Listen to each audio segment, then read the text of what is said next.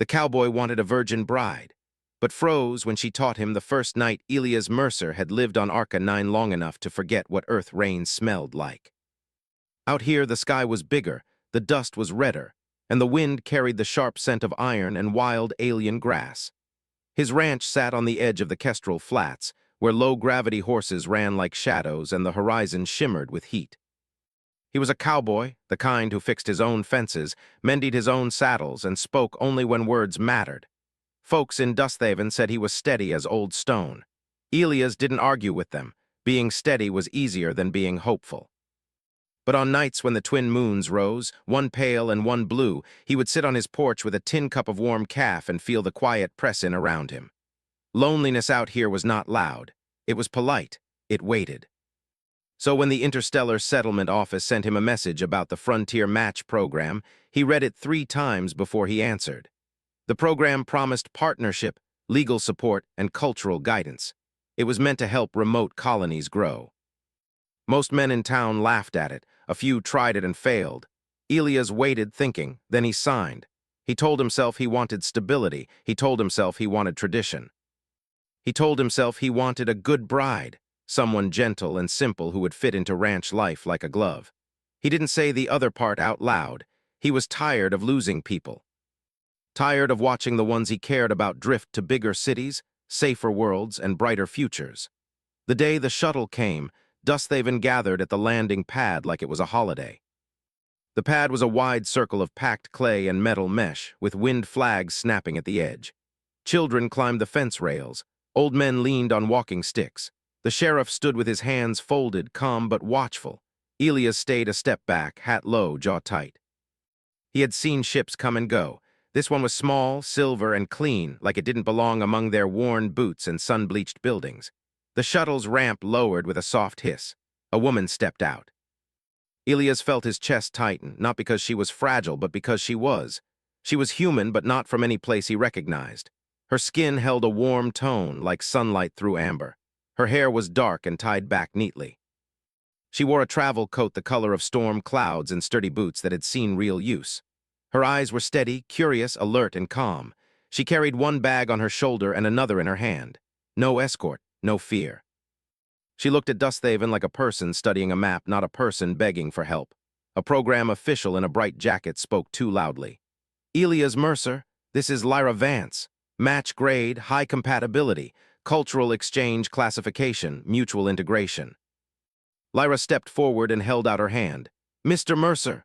Elias stared at her hand for half a second longer than he should have. Then he took it. Her grip was firm, not crushing, just sure. Ma'am, he said. Somebody in the crowd whispered, that's her, like they expected a different kind of woman. Someone else laughed quietly. Elias felt heat rise in his neck. He didn't like being watched. Lyra's eyes flicked toward the whispering, then back to him. She didn't look embarrassed. She looked amused, like she had heard worse. The official smiled like this was all going perfectly. You two have your orientation package. Remember, no major decisions in the first 72 hours, and contact our mediator if you have concerns. Elias nodded once, not trusting his voice. He took her bags and led her toward his truck. His truck was old but strong, with a solar-charged engine and a cracked dashboard screen. Lyra ran her fingers along the worn door handle before climbing in, as if she respected things that survived. They drove out of town, past the water tower, past the last row of houses, and onto the open ranch road where the world spread wide and empty. Kestrel Flats rolled like waves of red grass and stone. In the far distance, a line of dark hills cut into the sky. Lyra watched the landscape in silence for several minutes. Elias cleared his throat. You ever been on a frontier world? Once, Lyra said. Not like this. Dust gets into everything, he warned. I noticed, she smiled slightly. I like it. That wasn't the answer he expected. When they reached the ranch, Elias parked beside the barn. The ranch house was simple, built from local stone and reinforced panels. A wind turbine turned lazily behind it. 2 fenced drones hovered near the corral, blinking green as they scanned the posts. Lyra stepped out and looked around. Her gaze landed on the horses, then the barn, then the wide sky. It's quiet, she said. It can get loud when the storms hit, Elias replied. Lyra nodded like she filed that away for later. Inside, Elias showed her the guest room. The bed was clean, the blankets folded sharp, and a small heater sat near the wall to fight the cold nights. "This room's yours," Elia said. "Bathroom's down the hall, kitchen's there if you need anything." He stopped. He didn't know what came after that sentence. Lyra set her bags down and turned to face him. "Thank you, I have a few questions." "Shoot," he said, then realized the phrase sounded rough in front of a stranger. He added, "Go ahead." Lyra's eyes were direct but not unfriendly. "What do you expect from me?" Elias blinked. Most people didn't ask that so openly. "I expect you to be comfortable," he said carefully. "That's polite," Lyra said, "but not complete." Elias felt like he was being studied the way he studied a sick horse, quietly, trying to understand the problem before touching it. He pulled off his hat and rubbed the brim. "I expect partnership," he said, slower now. "Someone to share the work, share the home, build something." Lyra nodded. "Good, I expect the same." Elias frowned before he could stop himself. "You do," Lyra's mouth twitched. "Mister Mercer, I didn't travel across 3 systems to be decoration." The words hit him like a sudden gust of wind. He wasn't offended. He was surprised and maybe relieved. He had pictured a shy woman who needed him to lead every step, but Lyra didn't seem to need that. She seemed to want something else. He tried to keep his voice steady. "Fair enough." Lyra's gaze softened. "And I expect honesty." Elias swallowed. Honesty was hard. It meant saying things he had kept buried. He glanced toward the hallway, then back to her. "You're not wrong to ask. Folks in town, they got ideas, old ones." "I heard the whisper," Lyra said. "It's fine." "It ain't fine," Elias said before he could stop it. "It's not right." Lyra studied him. "Then don't let them decide who we are." Those words sat heavy in the air, simple but sharp. Elias nodded once. "Supper in an hour," he said, needing something normal to hold on to. "If that works for you." "It does," Lyra said. "And Elias?" He paused at the door. Lyra's expression was calm, but her voice carried quiet strength. "Whatever stories you've told yourself about what tonight should be, don't let them control you." Elias stood still. The way she said tonight made his stomach tighten. He had tried not to think about it, but it was there, waiting like the polite loneliness. Only this time it was expectation, not silence. He forced a short nod and left the room. Out in the yard, Elias walked to the corral, pretending he needed to check the fence drones. The truth was he needed air, he needed space. He had been raised on stories of frontier marriages. A man worked. A woman kept the home. Love grew later like a plant that survived because it had to. And yes, there was that other idea too, the one men talked about in half-jokes and half-serious voices when they thought no one important could hear. Elias didn't like those jokes. He never had. But he had still carried the picture in his mind. A pure bride, quiet and unsure, and him guiding her through the first night like it was another duty to perform. Now he felt foolish. And worse, he felt afraid. Not afraid of Lyra, afraid of being seen too clearly. He spent the next hour cooking, moving around the kitchen like a man repairing a broken engine. Careful, focused, avoiding mistakes. He made stew with protein strips and local root vegetables, the kind of meal that warmed a body after a hard day. Lyra entered while he stirred the pot.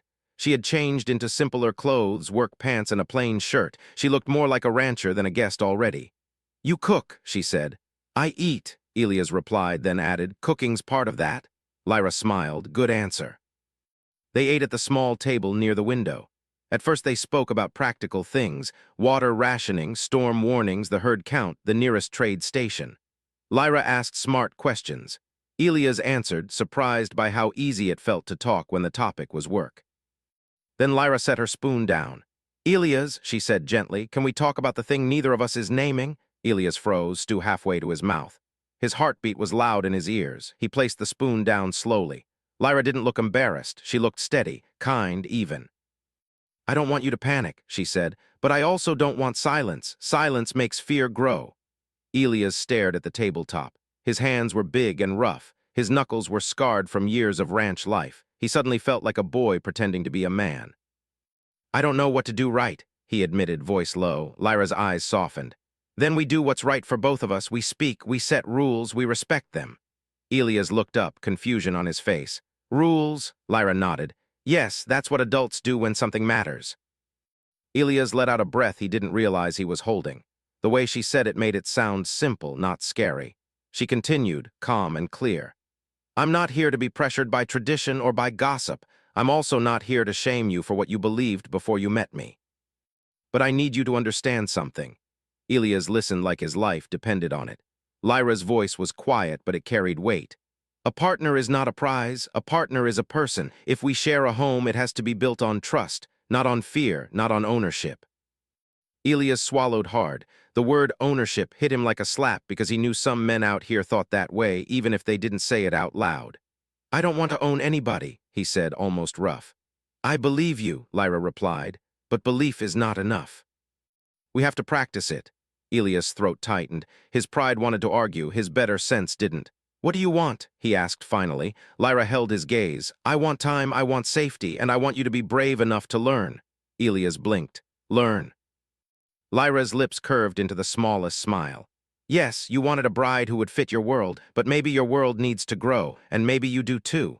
Elias sat back, stunned. He felt like the ground under him had shifted, like low gravity had turned to high gravity in 1 second.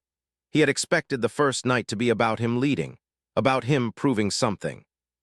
Lyra was asking for something different, respect, patience, and the courage to admit he didn't know everything. He stared at her for a long moment, then nodded slowly. All right, he said, teach me. Lyra's eyes softened further, warm but steady. First lesson, she said, is that you're not supposed to freeze, you're supposed to breathe. Elias exhaled, shaky at first, then steadier. Outside the window, the twin moons climbed higher, turning the desert silver and blue. The ranch was still quiet. But inside the small kitchen, something had changed. For the first time in years, Elias didn't feel like he was performing a role. He felt like he was meeting someone real. And somehow that was more frightening and more hopeful than anything he had imagined. Morning came slowly over Arca 9. The twin suns rose one after the other, first painting the sky pale gold, then deep orange. Elias woke before dawn, as always. Habit pulled him out of bed long before thought could catch up. For a moment he forgot Lyra was there. Then he heard movement in the kitchen. He sat up, surprised. Most visitors took days to adjust to frontier mornings. Elias pulled on his boots and stepped into the hallway. Lyra stood near the window, watching the light creep across the fields. She held a steaming cup of kaf, her posture relaxed but alert. You wake early, she said without turning. Ranch don't run itself, Elias replied. Lyra nodded. Good, then show me where I start. Elias hesitated. He had expected questions, maybe uncertainty, not readiness. You sure? He asked. Yes. Something in her voice left no space for doubt. Outside, the air was cool. Thin mist rolled over the red grass. The horses lifted their heads as Elias and Lyra approached the corral. One snorted softly, testing the scent of the newcomer. These are low-grav runners, Elias explained. Stronger legs, wider stance. Don't treat them like earth horses. Lyra moved slowly, respecting their space. She watched how Elias approached, how he touched the horse's neck first before reaching for the reins. You don't control them, she said quietly. You negotiate. Elias glanced at her. That what it looks like? That's what it feels like. He didn't answer, but he felt a small spark of approval. He saddled a smaller runner for her, unsure if she had ridden before. Lyra watched every movement carefully. When he finished, she stepped forward and mounted with surprising ease. Elias blinked. You've ridden, he said. Different animals, she replied, but balance is universal. They rode along the fence line. Elias checked drone signals while Lyra observed the land. The horizon stretched endlessly, broken only by distant rock formations and occasional patches of silver-leaf trees that glowed faintly in the sunlight. Your world is harsh, Lyra said. It keeps you honest, Elias answered. She smiled faintly. Halfway through the ride, a sudden alarm chirped from Elias' wrist device. A red warning flashed, perimeter breach. Elias stiffened. Stay behind me, he said automatically. Lyra's eyes narrowed. What is it? Probably a predator drone or wild scavenger. They rode faster toward the eastern fence. When they arrived, Elias saw a damaged section of barrier, wires bent outward. Nearby, a metallic shape moved through the grass. A scavenger bot, old mining tech gone feral. Its sensors flickered erratically as it clawed at the ground, searching for energy sources. Elias dismounted slowly, hand hovering near his pulse rifle. Lyra watched carefully. You plan to destroy it? If it threatens the herd, she nodded once. The machine turned toward them, optics glowing red. Elias raised the rifle, but Lyra stepped forward. Wait, she said calmly. Elias froze, confused. Lyra moved slowly, hands visible. She spoke in a low tone, words unfamiliar to Elias. The scavenger bot's sensors flickered again, its movement slowed. "What are you doing?" Elias whispered. "Listening," she replied. The bot made a soft, grinding sound, then powered down partially, lowering its arm. Elias stared in disbelief. Lyra turned back to him. "It's damaged, not aggressive. It's searching for energy. If you attack, it will respond defensively." Elias lowered his rifle slowly. Together, they disabled the machine safely and dragged it away from the fence. Elias worked quietly, trying to understand what he had just seen. "You knew how to speak to it?" he asked finally. Lyra shrugged lightly. "Machines are like animals, they respond to patterns." Elias felt both impressed and unsettled. He had lived here for years, yet she had solved the problem in minutes. As they rode back, he felt something shifting inside him. He wasn't leading as much as he had expected. Sometimes he was following. Back at the ranch, they repaired the fence together. Lyra handled tools confidently, asking only when necessary. Elias found himself relaxing around her, the silence between them becoming comfortable rather than awkward. Later, they sat under the shade of the barn, drinking water. "You learn fast," Elias said.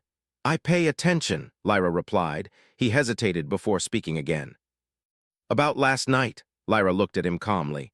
"I meant what I said," Elias continued. "I'm trying." "I know," she said gently. "Growth is visible when someone tries." Her words warmed him more than he expected. Days passed quickly. Lyra adapted to ranch life with surprising ease. She learned how to guide the herd, how to read weather patterns, and how to fix small mechanical issues. The town began to notice. At the Dusthaven supply store, whispers followed them. "She's not what we thought," one woman said quietly. "No," another replied. "She's better." Elias pretended not to hear, but pride stirred inside him. One evening, as the sun set and the sky turned violet, a dust storm rolled toward the ranch. Elias recognized the signs immediately. "Inside," he told Lyra. But before they reached the house, one of the younger horses broke free, panicking. Elias cursed under his breath and moved toward it. Lyra grabbed a rope and ran beside him without hesitation. The wind rose fast, red dust swirling around them. The horse bucked wildly. Elias tried to approach, but the animal reared. "Slow," Lyra said calmly. She lowered her body posture, breathing evenly, mirroring the horse's movement. Gradually, the animal's panic softened. Elias watched, amazed again. Together they secured the horse and guided it back into the barn just as the storm hit. Inside, dust rattled against the walls like heavy rain. Elias leaned against a post, catching his breath. Lyra stood beside him, equally tired but calm. "You didn't freeze this time?" she said softly. Elias laughed weakly. "Guess I'm learning." "Yes," she said. "You are." They stood in comfortable silence, listening to the storm outside. After a while, Elias spoke again. "Back on Earth, people always said cowboys had to be strong alone, didn't need help." Lyra tilted her head slightly. "And do you believe that?" "I used to." "And now?" Elias looked at her, then at the barn, the horses, the life around him. "Now I think maybe strength is knowing when not to stand alone." Lyra's eyes softened with approval. When the storm passed, they stepped outside together. The air smelled fresh, the dust settled into smooth waves across the ground. The twin moons rose again, casting long shadows. Elias felt something different inside him, not the tight pressure of expectation, but a quiet curiosity about what could grow between them. He realized he was no longer thinking about what he thought he wanted before she arrived. Instead, he was wondering who they might become together, and that thought felt bigger than any frontier he had ever crossed. Life on Arca 9 began to feel different for Elias, though the land itself had not changed. The same wide sky stretched above the ranch. The same red dust clung to boots and tools. The same long days demanded patience and strength. But inside him, something was shifting. Lyra moved through ranch life as if she had always belonged there. She learned fast, but more than that, she understood. She watched before acting, listened before speaking, and when she worked with purpose. Elias noticed how the horses trusted her. Even the stubborn one seemed calmer when she approached. The fence drones responded to her adjustments better than his usual settings. And when she spoke to townspeople, she didn't try to impress them. She simply met them where they stood. One morning, as they repaired a water pump near the northern ridge, Elias found himself watching her more than the work. "You're staring," Lyra said without looking up. Elias blinked. "Wasn't." "You were," she replied calmly, tightening a bolt. "It's fine." He felt heat rise to his face but said nothing. After a moment, he cleared his throat. "You make it look easy." "It isn't easy," she said. "It's just new. New things require focus." Elias nodded slowly. The town's attitude toward Lyra had begun to change. At first, people had watched her with curiosity. Some had judged quietly. Others had waited for her to fail, but she didn't fail. During a supply run into Dusthaven, the store owner greeted her with a friendly nod instead of cautious distance. "You fixing Mercer's ranch better than he ever did," the old man joked. Elias snorted. "Don't encourage her." Lyra smiled faintly but didn't deny it. Later, as they walked past the saloon, a group of settlers paused their conversation to watch them pass. Elias felt the old tension return, the weight of expectations pressing against him. He had always been comfortable alone. Being watched as part of a pair felt different. "Does it bother you?" Lyra asked quietly as they loaded supplies into the truck. "What?" "The attention." Elias hesitated. "I'm used to folks knowing my business, but this feels different." "Because now it includes me," she said gently. Elias nodded. Lyra leaned against the truck. "Then we face it together." The words were simple, but they settled something inside him. That evening they rode out to check the outer grazing area. The land there was rougher, with sharp rock formations and deep shadows where alien plants grew thick and twisted. As they rode, Lyra asked questions about his past. Not many, just enough to understand. Elias spoke slowly, choosing his words carefully. He told her about growing up on Earth, about losing family early, about coming to Arca 9 to start fresh. "I thought the frontier would make things simple," he admitted. "And did it?" she asked. "For a while. And now?" Elias thought for a long moment. "Now it feels more complicated, but in a good way." Lyra nodded. They reached a hill overlooking the ranchlands. The view stretched endlessly, the grass moving like waves under the wind. Lyra dismounted and stood at the edge, watching the horizon. "In my culture," she said after a while, "there is a ritual for partners." Elias raised an eyebrow. "A wedding?" "Not exactly. It happens before that. It is a test of trust." He leaned against the saddle horn. "What kind of test?" She turned toward him, expression calm but serious. "Both people must reveal something they fear losing, not objects, not status, something deeper." Elias shifted uncomfortably. "I'm not good at talking about feelings," he admitted.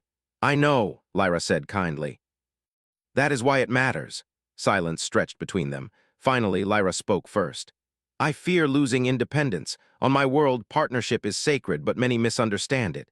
They think joining lives means surrendering identity. I will not become smaller to fit someone else." Elias listened carefully. He respected the honesty. "And you?" she asked gently. Elias stared out at the land, searching for words. The wind moved through the grass, carrying distant sounds of the herd. "I fear failing," he said finally. "Not being enough. Losing someone because I didn't understand them." Lyra studied him quietly. "That is not weakness," she said. "Feels like it." "It is courage," she corrected. They stood there for a long time, letting the conversation settle. Later, as they rode back, a call came through Elias' communicator. The sheriff's voice sounded tense. "Mercer, we got trouble. Corporate convoy moving toward the flats. Mining claim dispute." Elias' jaw tightened. Corporate miners rarely respected ranch boundaries. "They got permits?" he asked. "Questionable ones," the sheriff replied. "Town meeting tomorrow." After the call ended, Elias looked at Lyra. "Things might get messy." Lyra's eyes sharpened. "Then we prepare." The next day, Dusthaven gathered in the meeting hall. Settlers filled the room, voices rising with worry. A representative from the mining company stood at the front, smiling too politely. "Our expansion will benefit everyone," the man said. "Jobs, resources, infrastructure." Elias crossed his arms, unconvinced. Lyra watched silently at first. Then, when the representative mentioned relocation of certain ranches, she stepped forward. "Your proposal lacks respect for existing agreements," she said calmly. The room fell quiet. The representative looked surprised. "And you are?" "A resident of this community," she replied. Her voice was steady, confident, and impossible to ignore. She pointed out flaws in their plan, referencing legal details and environmental risks. Elias felt pride swell inside him. After the meeting, several settlers approached Lyra with gratitude. "You spoke better than any of us," one woman said. Lyra shook her head. "I only said what was necessary." Outside, Elias stopped beside her. "You handled that like a pro," she smiled slightly. "Sometimes strength is simply clarity." As they walked back toward the ranch, Elias realized something important. He wasn't guiding her anymore. They were walking side by side. That night, sitting by the fire, Elias felt a strange mix of peace and nervous energy. The future felt uncertain with the mining threat looming, but for the first time in years, he didn't feel alone facing it. Lyra looked at him across the flames. "You're thinking deeply again?" "Yeah." "About what?" He hesitated, then answered honestly. "About how different things turned out from what I expected." "And is that bad?" Elias shook his head slowly. "No, it's better." Lyra's eyes softened. Above them, the stars of Arca 9 shone brighter than ever, scattered across the dark sky like distant promises. Elias realized that the frontier was not only a place. It was a journey between two people learning how to walk together. And though challenges were coming, he felt ready to face them, not as the cowboy he used to be, but as someone becoming something new. The morning after the town meeting felt heavier than usual. Elias woke before sunrise, but instead of calm routine, tension followed him like a shadow. The mining company had not come to talk. They had come to take. Everyone in Dusthaven understood that now. Outside, the ranch lay quiet under soft blue light from the smaller sun. Fence drones floated slowly along their patrol paths, and the herd grazed peacefully, unaware of human worries. Lyra stood near the barn, checking a small data tablet. "You didn't sleep much," she said without looking up. Elias shrugged. "Enough." She studied him carefully. "You carry the problem like it belongs only to you." "It's my land," he replied. "It's also our home," she corrected gently.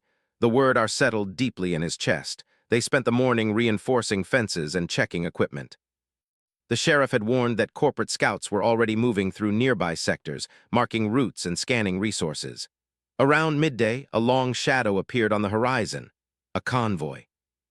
3 large crawler vehicles rolled slowly across the flats, kicking up red dust behind them. Their metal frames shone under the sunlight, too clean and too confident for frontier life. Elias felt anger rise. "They're early," he muttered. Lyra watched quietly. "Or they assume resistance will be weak." Elias tightened his jaw. "They don't know this town." The convoy stopped near the outer boundary marker. A drone lifted into the air, scanning.